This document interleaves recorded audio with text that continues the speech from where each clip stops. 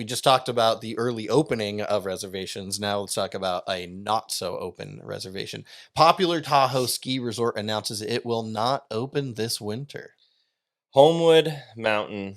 We've talked about them a I've bunch. never been there. Yeah, it's gorgeous. They have runs that like look right down on the lake. It's beautiful. You know, it's a little bit longer to get to, like if you're coming from South Lake or North Lake. So it's more of like a locals mountain for sure. But they have great terrain. They have some of the best views in Tahoe. You know, we wrote about them in issue number 13 of the Active NorCal magazine.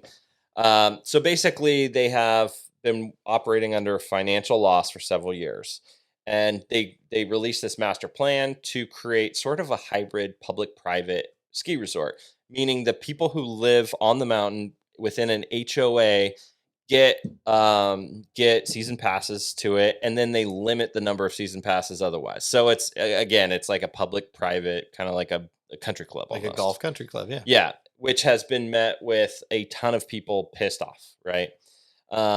Now, because of this backlash, they lost one of their funders for the season.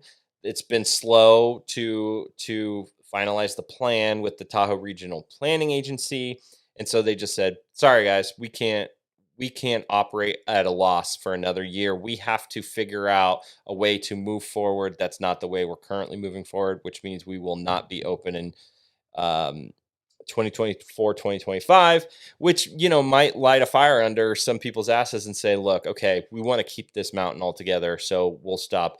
It's this Keep Homewood public group who's trying to make sure that they don't, you know, go to this private exclusionary model, which I understand.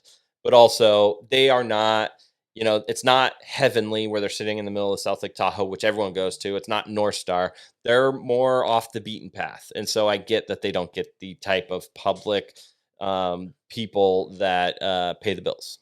Yeah, again, I've never been there, but I definitely don't wish any closures of any businesses or any ski resorts in any area in Northern California. So hopefully they can get things figured out and maybe open next winter. A lot of people think they're doing this under the ruse of because there was so much backlash for them trying to go private that they're using this to force a private mountain, which people don't like.